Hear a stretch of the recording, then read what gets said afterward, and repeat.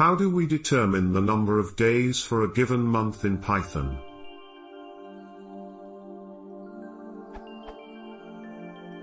I need to calculate the number of days for a given month in Python.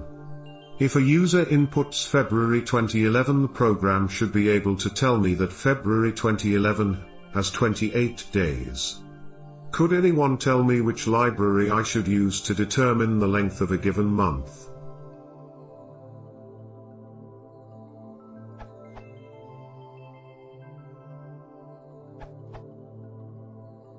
You should use calendar.monthRange. Just to be clear, monthRange supports leap years as well. As it Mikhail Pyref mentions in a comment.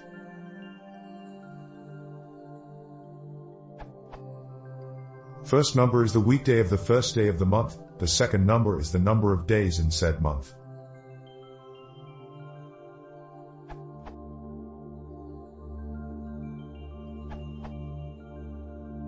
Alternative solution.